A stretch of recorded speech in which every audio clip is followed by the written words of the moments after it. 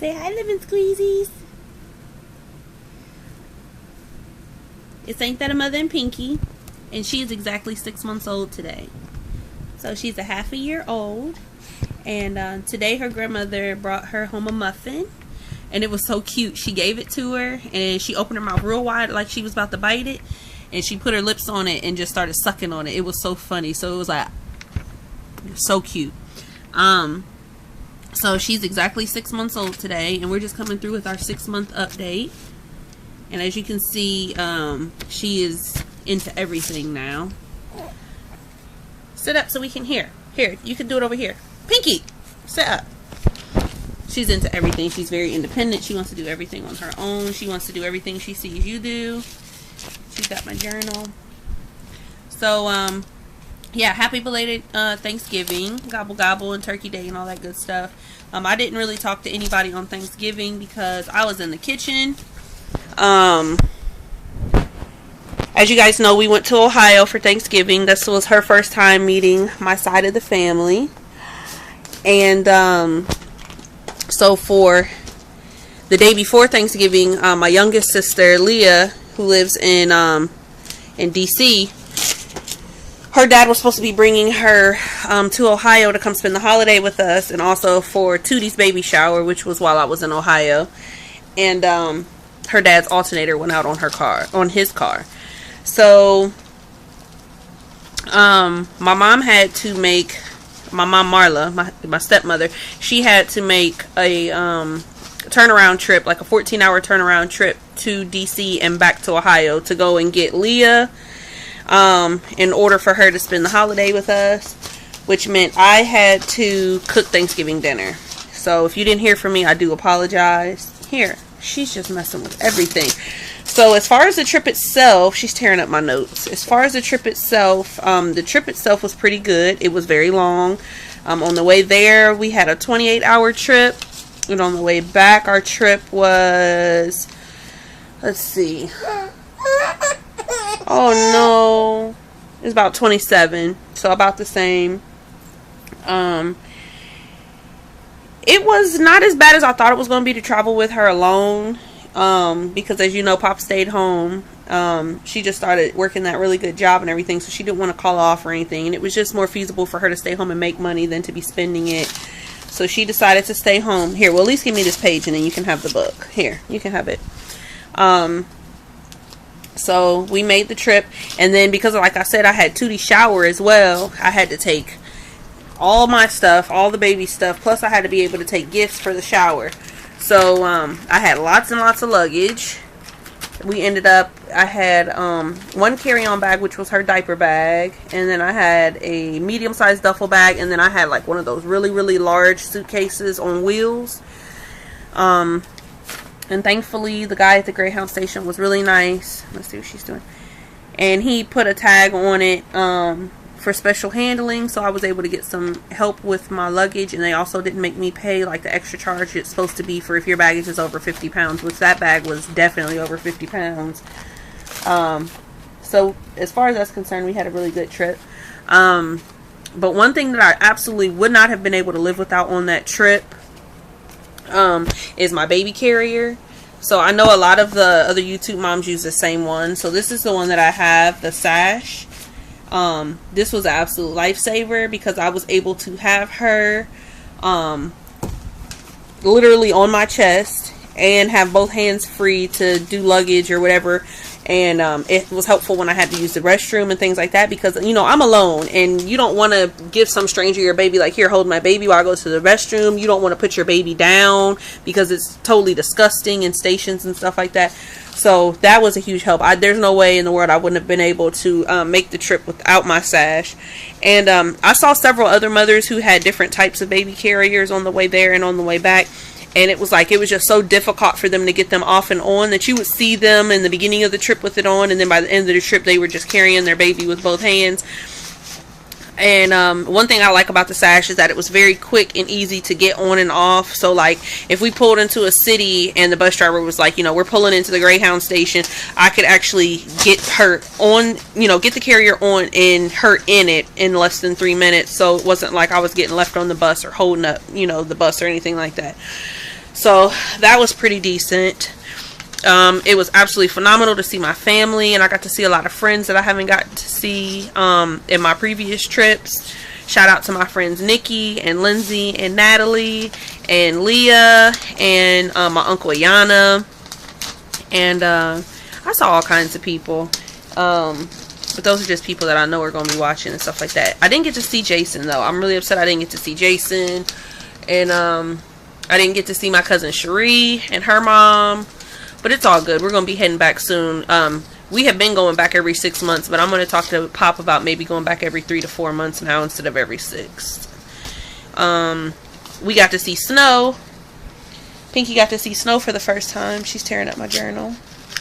The day that we got there, it was snowing like these really huge snowflakes.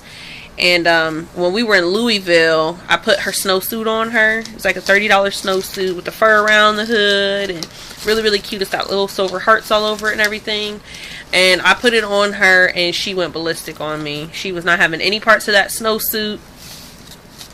But I think you know, we had went all the way from Louisiana to Kentucky, and that was her first emotional breakdown. So it had just been a really long trip, and at that point she still hadn't pooped in a day, which I'll talk more about that later. And then we were traveling through the hills too, through the mountains, so I think her ears might have been popping or something like that. But all in all, she wore the snowsuit for about 20 minutes while we were gone. So I don't know what we're going to do about that. It's a 6 to 9 month size, and she's probably never going to wear it again. So I'm trying to find someone who may need it. If not, it's probably going to go back to the store. But yeah, that's as far as that's concerned. So as of right now, she's still wearing 0 to 3 month size clothes. There for a little while, it looked like she was going to be outgrowing 0 to 3 month size, and that she was going to be wearing 6 to 9 month sizes. But she's starting to get longer and thinner. So she's able to still wear 0 to 3 month sizes. So the onesie that she has on right now is a 0 to 3. She's really having fun tearing up my butt. I'm just gonna let her do it because it's keeping her quiet.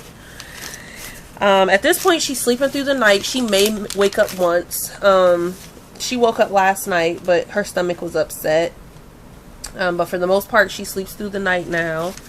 And she sleeps very well on her belly, which is something that I was always very afraid of doing. In the hospital, they scared the hell out of me as far as that's concerned. But I don't know if they meant like ever. I know there's like this huge your baby sleeps on their back campaign going on right now. And that's in case that their face goes down into the blankets or whatever, or down into the mattress, that they can breathe. So you're never supposed to put your baby on their stomach. But when we were in Ohio, my mom put her on her stomach to sleep. And normally when she takes a nap, it's only like 15 to 20 minutes. She slept for 3 hours straight on her belly. So I've been trying that lately, and it works really well for us. So I'm hoping that, you know, because she's got a lot more neck control now, she's able to move her head from side to side. I hope that's okay for her to be sleeping on her belly. But she sleeps a lot better that way. So I'm thinking about trying to get her to sleep in her own bed again now that she's sleeping through the night and she's sleeping so well. She's starting to mock people. Like when you say certain things, she tries to repeat it. So it sounds like she's saying I love you. It sounds like she says hey when she sees somebody, like hey. Yeah, that got her attention when I did that. She looked at me. You say hey. No? You're not gonna say nothing? But yeah, she's starting to mock. Like my brother had said something to her. I can't remember exactly what it was, and she just kept saying it over and over again. And he was like, "Did you hear that?" And I'm like, "Yeah, I told you." She's starting to repeat what we say. Some of her favorite new toys to play with are not actually toys. Empty water bottles, especially the ones with the really thin plastic that make that crinkling noise. She absolutely loves those. Jet magazines, because they're just her size and she could tear all the pages out of it. Like she's doing my journal right now. And brown paper bags. She really likes those too. She likes that crunching noise. So they keep her entertained when her real toys don't. She wants to drink now from like water bottles and Coke cans and stuff like that. So whenever I have a Coke can, she tries to snatch it out of my hand. But the thing about it is she sees that I'm putting it up to my mouth, but she doesn't know exactly what I'm doing with it. So if I just put it up to her mouth, she'll wrap her lips around it, and then she'll just kind of give me this look like, okay, I'm done. So she's not actually drinking anything. She just wants to put her lips on it, which kind of scared Pop, because I was like showing her like, oh, look what the baby does now that's new. And when I went to go put the Coke can towards her, she's like, don't give that to my baby, why would you give her that? And I'm like, no, just watch. She just puts her lips on it. She doesn't actually get anything. Oh, she got pushed in a cart for the first time while we were in Ohio. Now that she's sitting up and she's got good neck control, she was able to be pushed around the store in the cart. What? She looks like she wants to say something. She always has that look on her face like she just really, really wants to talk. And she does this now too, where she leans forward like she's about to go into a crawling position, and sometimes she'll go onto her stomach and lift up. Yeah. Yes. And what else? But she hasn't actually started attempting crawling yet. Yeah, she's tearing up stuff. Let's see. We used Sposies on the trip, on the way there and on the way back. Sposies are pretty okay. I didn't want to be carrying dirty diapers with me, so that's the main reason why I did it. And they're a lot faster to change. A couple things I didn't like about them is they're really loud. Like when she would be sleeping, if she'd roll from one side to the other, they make a lot of noise. I'm not used to that. Also, they have a very pissy smell to them. Like, my baby could be completely soaked through a cloth diaper and she doesn't smell like pee. But with those, like, maybe it was because it was a cheap diaper. We just got the Walmart brand. It was like $3 and some change for 24 diapers. Just because, you know, that's all we really needed, was just a very small pack. And most of the diapers came in like these really huge packages. But as soon as, like, the first time she pees in them, they smell like piss. And I just couldn't deal with that. I didn't like that at all. And also because she's got really fat legs, it would, like, get pinched up between her legs. So, she had a lot more soak-throughs and blowouts and things like that. Like, on the way there, she pooped in 3 different outfits and got poop up her back and on her clothes and stuff in those diapers. But when I was using Sposies, I really like the Huggies, because they've got, like, the stretch across the back, which is kind of like an extra gusset that keeps the poop from going up her back and stuff like that. But, we're back to using cloth now. And, we used cloth while we were there. I just didn't use them while we were traveling. Let's see. She hates laying down now that she sits up so well. Like, even when I lay her down to try to change her diaper, she goes berserk. She doesn't like laying down. She thinks she's supposed to sit up at all times now. Still tearing up the journal. Dear Lord. Let's see, what else? She rubs her eyes now, which is the cutest thing when she gets sleepy, and she, like, rubs them good, too, like she's really, really tired. And it's just the cutest thing to see those little tiny hands doing that. Okay, I think that's about enough out of you, lady. You've torn, like, 10 pages out of my journal. That's enough. She also perfected her fake cry while we were away. She knows that kind of cry. Let's see. She's discovered her ears and her feet within the last week, especially her ears. Her feet she kind of discovered like not too long after our last video. But her ears, she pulls her ears now and she sticks her finger in her ear and she kind of is like, ooh, what is that? Hey, don't you do it. Don't you do it. That's the fake cry. Well, the beginnings of a fake cry. The real cry is coming right behind that. So yeah, she's starting to discover her hands and her feet, and like she stares at her fingers, and she does this thing too where she takes her thumb and like puts it on her gums and makes this clicking noise, like click, click, click. So I have to make sure I keep her nails clipped now so that she doesn't, you know, scratch her gums or whatever. She reaches out for you, like if you walk up to her and say her name, she'll reach out for you to pick her up. She also pulls up, like if you go to stand her up, she pushes up on her legs and her feet. Oh, this faker baby. That's just because she wanted to sit up. She's still all about remote controls and cell phones. And I think she may have caused some corrosion in my charger port on my phone because she wants to suck on my phone. A lot of the time while we were away, I would let her hold the phone so she could talk to Pop or talk to her grandparents. And she would suck on my phone, and I think she got some slobber down in my charger port. Oh, faker buns. Oh no, She just so fake. Come here. Hold on, y'all. Come here. It's alright. I'm sorry. I don't mean to be making y'all dizzy, but...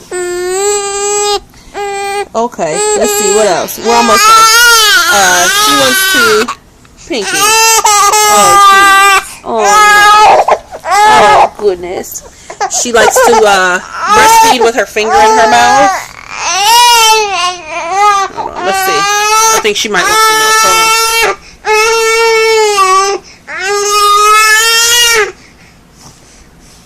Jeez. She likes to breastfeed with her finger in the corner of her mouth now, which doesn't work very well because it breaks the seal. And she just ends up making like this beatboxing noise on my breast, and that's not very nice. It doesn't feel very good. In addition to the fact that she's becoming nosier. Come on. So she wants to like detach while she's nursing and like look around, or if somebody new walks in the room and says something, she has to see who it is. She has to stop and see what's on TV.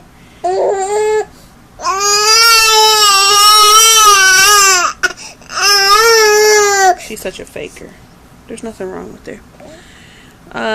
Let's see. We're just about done here. And poop. That's the last thing on my list is poop. She's been kind of constipated ever since we made our trip.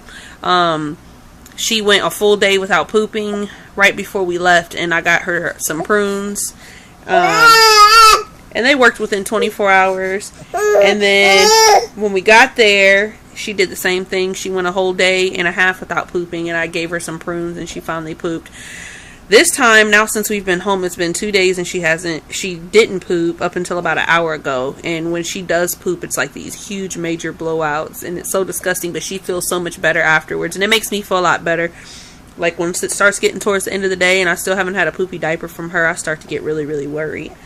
So prunes definitely work. Her next appointment is on the 18th, and she will be getting shots then. And I plan on asking her doctor what we can do about her constipation. I know I heard warm apple juice works. And like maybe warm applesauce. But we'll see. Oh, my boob is still out. Hold on. Okay. Pinky. Pinky. Brooklyn. Look. Look, Brooke. Say hi.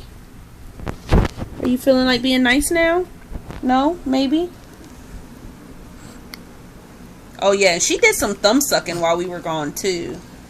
Like, it still is not, like, all day, every day. But she had her thumb in her mouth probably about 3 times a day while we were away. Well, I guess that's about it. Just wanted to check in with you guys and do an update. Sorry that it's kind of rambly and off the hook. But, you know, we're here.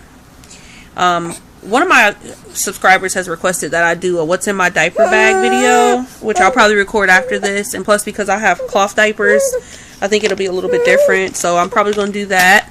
If you guys have any suggestions on different videos I should do, so you could talk to me more than once a month.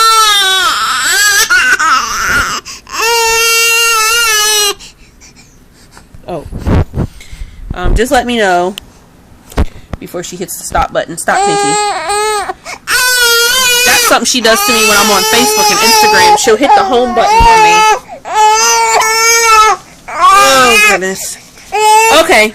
We're going to get out of here. She's starting to get fussy. That's about it. You got anything to say, Pinky? Pink? Make it even 20 minutes? Nope. Alright, well, we'll talk to you guys soon. Be easy, lemon squeezies.